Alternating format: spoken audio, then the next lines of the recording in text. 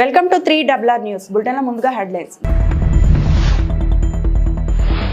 ప్రజాస్వామ్యం గురించి మాట్లాడే అర్హత జగన్ కు లేదు, మంత్రి నిమ్మల.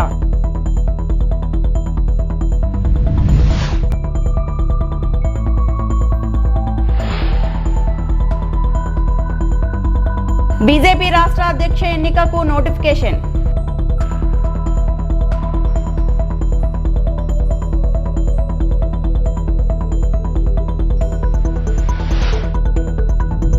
తిరుపతిలో వైభవంగా శ్రీ సీతారాముల కళ్యాణం.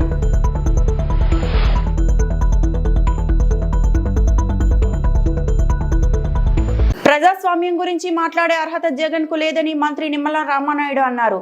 జగన్ 5 ఏళ్ల పాలన ఎలా ఉందో ప్రజలు ప్రత్యక్షంగా చూశారని, వైకాపా ప్రభుత్వ హయాంలో ఆర్థిక వ్యవస్థ చిన్నభిన్నమైందని విమర్శించారు. పశ్చిమ గోదావరి జిల్లా పాలకొల్లు నియోజకవర్గంలో పర్యటించిన మంత్రి నిమ్మల జల జీవన్ మిషన్ పనులకు శంకుస్థాపన చేశారు. అనంతరం మాట్లాడుతూ అన్ని చోట్ల దోచేసి రాష్ట్రాన్ని అప్పులపాలు చేసిన చరిత్ర జగన్దని మండిపడ్డారు. ప్రజాస్వామ్యాన్ని రక్షించాలని ఆయన గవర్నర్ కు ఫిర్యాదు చేయడం ఈ శతాబ్దపు విడ్డూరమని ఎద్దేవా చేశారు. ఆ ముఖ్యమంత్రికి ఈ ముఖ్యమంత్రికి ఉన్నటువంటి తేడా ఏంటనేది, ఆ విధ్వంసానికి ఈ నిర్మాణానికి ఉన్నటువంటి తేడా ఏంటనేది అదే ఒక ఉదాహరణ మీ అందరికి కూడా. మరి ఆ రోజు సరిగ్గా ఆనందంగా సంతోషంగా మరి నవ్వుకోవడానికి కూడా స్వేచ్ఛ ఉండేది కాదు. కొన్ని బాధ వస్తే కన్నీళ్లు పెట్టుకోవడానికి కూడా స్వేచ్ఛ ఉండేది కాదు ఆ రోజు 5 సంవత్సరాల్లో. మరి ఈ రోజు ఈ 10 నెలల 12 నెలల్లో చూస్తూ ఉన్నారు, ఎంతో స్వేచ్ఛాయుతమైన పాలన, ప్రజాస్వామ్యబద్ధంగా ఈ రోజు పాలన సాగుతున్నటువంటి పరిస్థితి. అందులో భాగంగానే ఈ రోజు పెద్ద ఎత్తున మరి సంక్షేమ కార్యక్రమాలు, పెద్ద ఎత్తున అభివృద్ధి కార్యక్రమాలు ఈ రాష్ట్రంలో జరుగుతూ ఉన్నాయి. మీరు కూడా చూస్తూ ఉన్నారు. అధికారులకు వచ్చిన వెంటనే పింఛన్లు మీ అందరికీ తెలుసు. ఈవేళ 3,000 రూపాయల వృద్ధుల వితంతువుల పింఛను 4,000 రూపాయలకి పెంచిస్తూ ఉన్నాం. 200 రూపాయల పింఛన్ని 2,000 రూపాయలు చేసింది ఎవరు? చంద్రబాబు నాయుడు గారు. 200 రూపాయల పింఛన్ని 2,000 రూపాయలు చేసింది చంద్రబాబు నాయుడు గారు. మరి తర్వాత 2,000 రూపాయల పింఛన్ని 3,000 రూపాయలు చేస్తానని చెప్పినటువంటి గత ముఖ్యమంత్రి ఆ 1,000 రూపాయలు పెంచడానికి ఎంతకాలం పట్టిందమ్మా? 1,000 రూపాయలు పెంచడానికి ఎంతకాలం పట్టింది? 5 సంవత్సరాలు పట్టింది. 5 సంవత్సరాలు 1,000 రూపాయలు పెంచడానికి 5 సంవత్సరాలు పట్టింది. 250 లెక్కన 5 సంవత్సరాలు పట్టింది. మధ్యలో ఓ సంవత్సరం 2,50 కూడా పెంచలేదు. మళ్ళీ మనం వచ్చాం అధికారంలో, మనకెంత సమయం పట్టింది? మొదటి నెల మొదటి తేదీన, అది కూడా ఎక్కడిస్తా ఉన్నాం? మీ గడప దగ్గర ఇస్తూ ఉన్నాం, మీ ఇంటి దగ్గర ఇస్తూ ఉన్నాం. ఆ పింఛను కూడా సాక్షాత్తు రాష్ట్ర ముఖ్యమంత్రి చంద్రబాబు నాయుడు గారు సైతం ఆ పేదవాడి ఇంటికి వెళ్లి ఆ 4,000 రూపాయలు 6,000 రూపాయలు ఆ పింఛన్ ఇంటి దగ్గర అందజేస్తూ ఉన్నారు. ఎందుకంటే ఈ మాట చెప్తున్నాను అంటే, ఆ రోజు ఎన్నికల ముందు వైసీపీ నాయకులు మీ ఊళ్ళల్లో కూడా చెప్పారు. బీజేపీ రాష్ట్ర అధ్యక్ష ఎన్నికకు నోటిఫికేషన్ విడుదలైంది. 3 రోజుల్లో ఎన్నికల ప్రక్రియ పూర్తి చేయాలని బీజేపీ అధిష్టానం నిర్ణయించింది.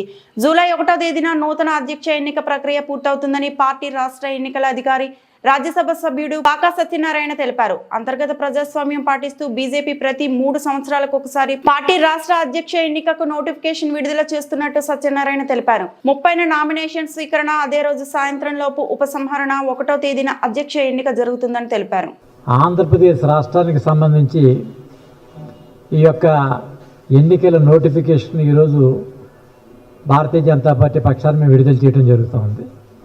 ఈ నెల 29వ తేదీన నోటిఫికేషన్ విడుదల చేయటం, ఈ నోటిఫికేషన్లో ఈ రాష్ట్రంలో వండుకున్నటువంటి రాష్ట్రాధ్యక్షుని ఎంపిక చేసుకునేటటువంటి ఓటర్ల జాబితాని ఇక్కడ బహిర్గతపరచడం, మీడియా ద్వారా దాన్ని తెలియపరిచేటటువంటి ప్రక్రియ 29. 30వ తేదీన ఉదయం 11 గంటల నుంచి 1 గంట వరకు నామినేషన్ల యొక్క స్వీకరణ, ఆ స్వీకరించినటువంటి నామినేషన్ల యొక్క స్క్రూట్ని 1 నుంచి 2 గంటల వరకు 1 గంట పాటు దాని యొక్క నామినేషన్ల దాన్ని స్క్రూట్నీ చేసేటటువంటి ప్రక్రియ. ఆ తదనంతరం సాయంత్రం 4 గంటలలోపు ఉపసంహరణ. ఈ ఉపసంహరణ తర్వాత 1వ తేదీనే ఈ యొక్క రాష్ట్ర అధ్యక్షుడికి సంబంధించినటువంటి పేర్లు ఖరారు చేసేటటువంటి ప్రక్రియ, బాధ్యతలు అప్పగించేటటువంటి విషయం. ఈ షెడ్యూల్ అన్నీ కూడా తెలియజేసే నిమిత్తం ప్రసార మాధ్యమాల ద్వారా జాతీయ పార్టీ ఇచ్చినటువంటి ఆదేశాల మేరకు ఈరోజు ఈ యొక్క పత్రికా సమావేశాన్ని ఏర్పాటు చేసి ఈ షెడ్యూల్ విడుదల చేసామని చెప్పి సందర్భంగా మీకు తెలియజేస్తా ఉన్నాం. స్థూలంగా దీనికి సంబంధించినటువంటి విషయం ఇది. దీనికి సంబంధించి ప్రత్యేకంగా జాతీయ పార్టీ నుంచి పిసి మోహన్, వారు కర్ణాటక రాష్ట్రానికి చెందినటువంటి ఎంపీ, వారు అబ్జర్వర్గా ఈ యొక్క ప్రక్రియని వారి నేతృత్వంలో అంతా కూడా సమగ్రం జరుగుతూ దాని తదనంతరం నేషనల్ కౌన్సిల్స్ మెంబర్స్ యొక్క జాబితాను కూడా తయారు చేసి జాతీయ అధ్యక్షుడు ఎంపిక చేసేటువంటి ప్రక్రియ వారి ద్వారా కొనసాగేటటువంటి అవకాశం ఉందని చెప్పి తెలియజేస్తా ఉన్నాం. దీనికోసం ఈ యొక్క విలేకరుల సమావేశం ఏర్పాటు చేసి మీ ద్వారా ఈ విషయాన్ని కూడా సమాజం తెలియజేసేటటువంటి విషయం అని చెప్పి తెలియజేస్తా ఉన్నాం. తిరుపతిలో శ్రీ సీతారాముల కళ్యాణం వైభవంగా జరిగింది. తిరుపతి శ్రీ కోదండరామస్వామి వారి ఆలయంలో శ్రీరాముడి జన్మ నక్షత్రం అయిన పునర్వసు నక్షత్రాన్ని పురస్కరించుకొని శ్రీ సీతారాముల కళ్యాణం వైభవంగా జరిగింది. ఈ కళ్యాణం తిలకించేందుకు భక్తులు పెద్ద ఎత్తున ఆలయానికి చేరుకున్నారు.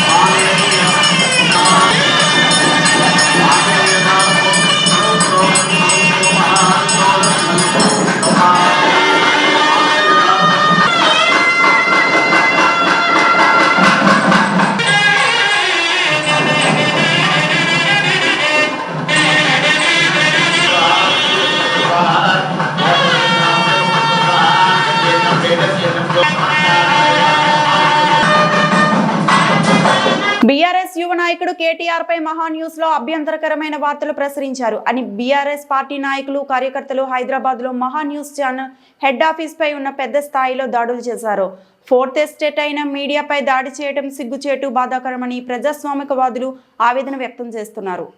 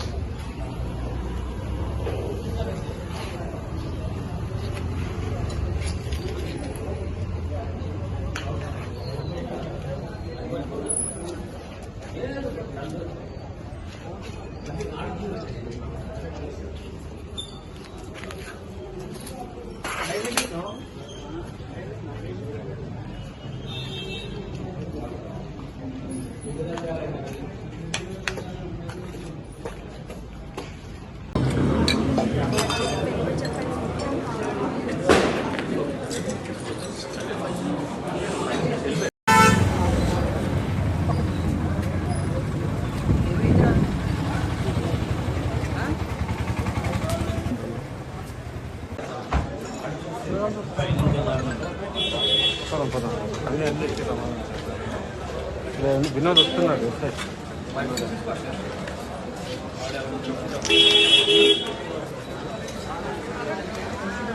చేసేవన్నీ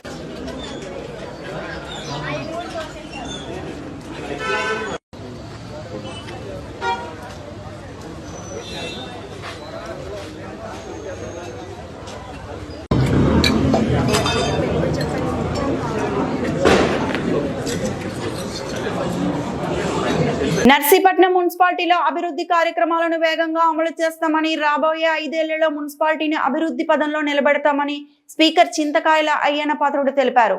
నర్సీపట్నం తహసీల్దార్ కార్యాలయం వద్ద 82 లక్షలతో కొనుగోలు చేసిన ఆధునిక చెత్త వాహనం ట్రాక్టర్లను స్పీకర్ ప్రారంభించారు. ఈ సందర్భంగా ఆయన మాట్లాడుతూ అనకాపల్లి జిల్లాలో నర్సీపట్నం మున్సిపాలిటీ 65,000 జనాభాతో 2వ స్థానంలో ఉందని చెప్పారు.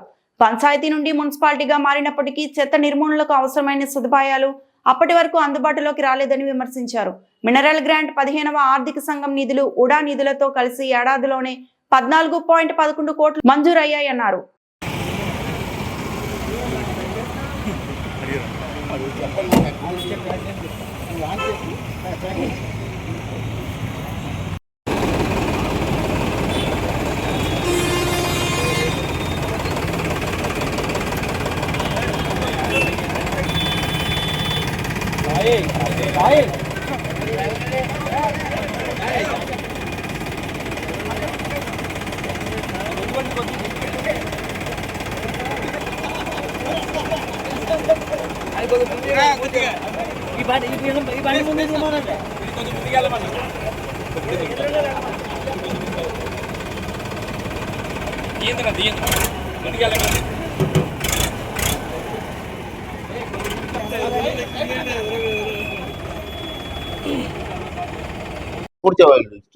మీకు ఇంట్లో కూడా వస్తుంది, నెట్లో వస్తుంది, నెట్ కూడా తెలిసిపోతుంది మీకు.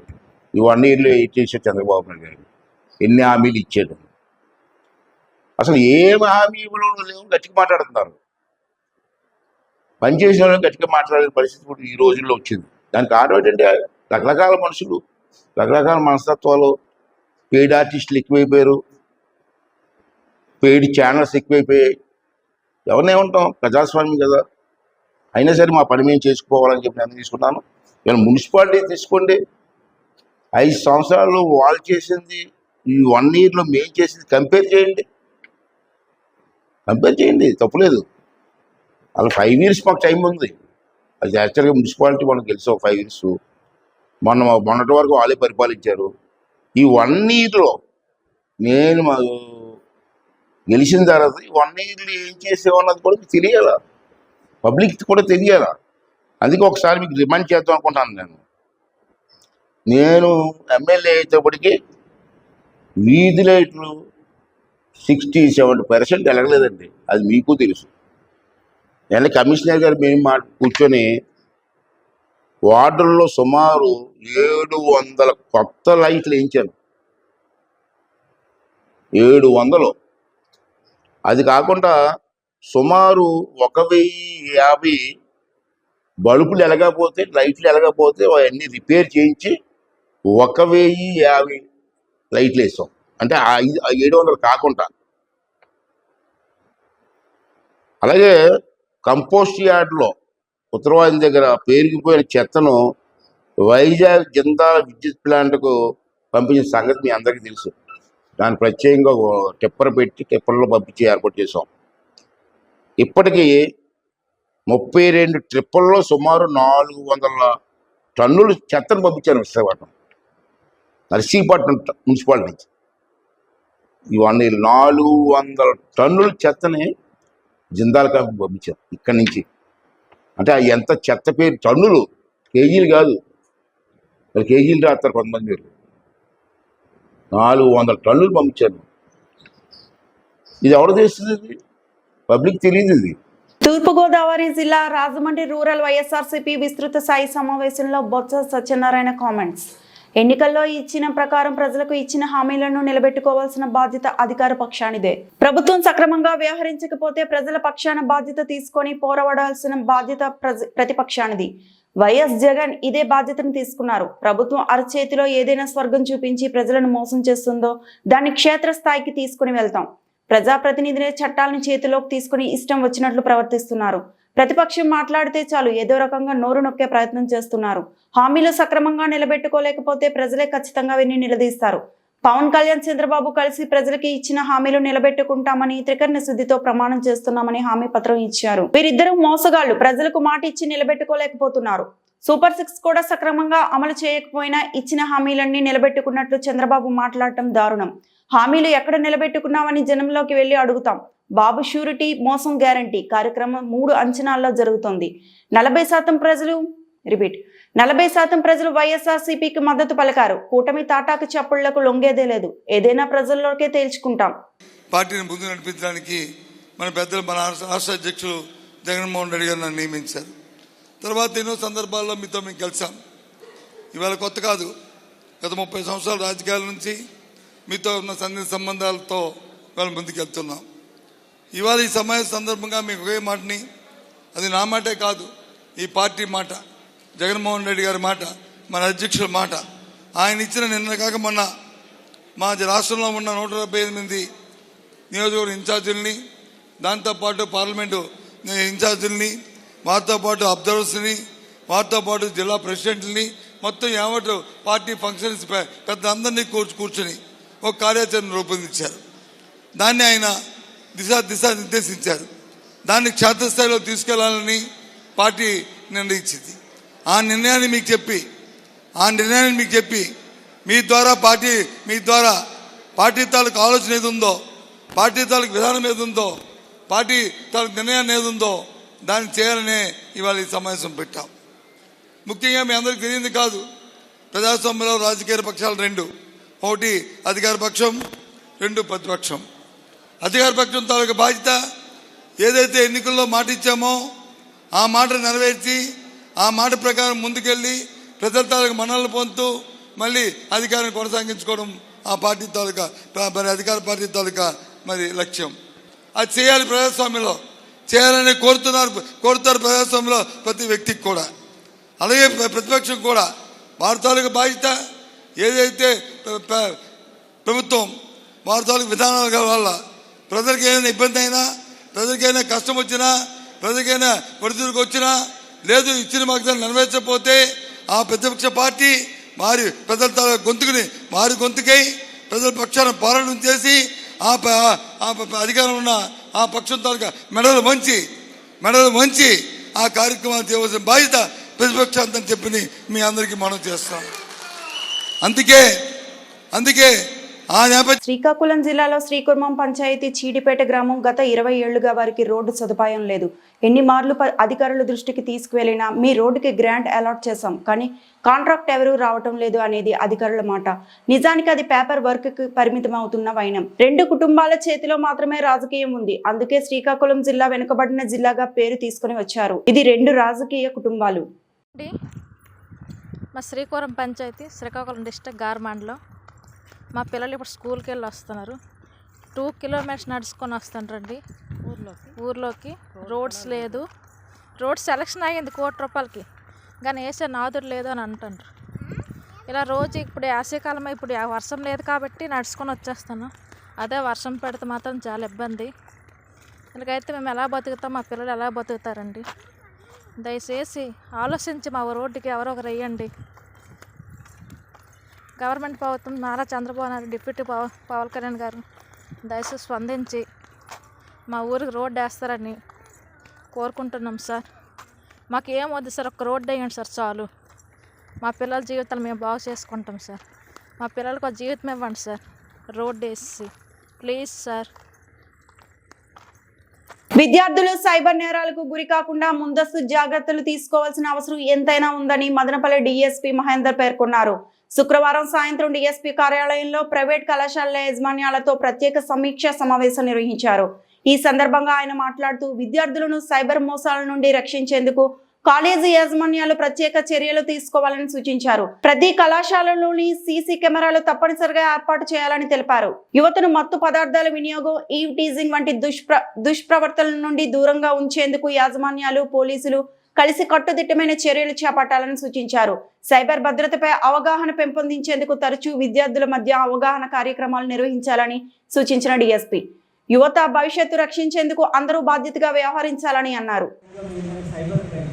దాని గురించి ఇప్పుడు సైబర్ క్రైమ్స్ గురించి ఎందుకు చెప్తున్నానంటే రీసెంట్ టైమ్స్లో నా దగ్గర కొంతమంది బాగా వెల్ఎడ్యుకేటెడ్ అండ్ మంచి పొజిషన్లో ఉన్నది కూడా వచ్చి సార్ ఇట్లా ఏమంటారు సైబర్ క్రైమ్స్ మూవ్మెంట్ చెప్తున్నారు, ఏలియన్స్ చెప్తున్నారు, నేను సైబర్ ఫ్రాడ్లో ఉన్నానంటున్నారు, ఎట్లా సార్ 50,000 కట్టమంటున్నారు, ఫోన్ కట్ చేస్తే మాత్రం ఇంటికి వచ్చేస్తామంటున్నారు, కంప్లీట్గా హరాస్ చేస్తున్నారు, నేను 50,000 ఆల్మోస్ట్ అరేంజ్ చేసుకున్నాను సార్, ఏం చేయమంటారు సార్ అని చెప్పి నా దగ్గరకు వచ్చాను.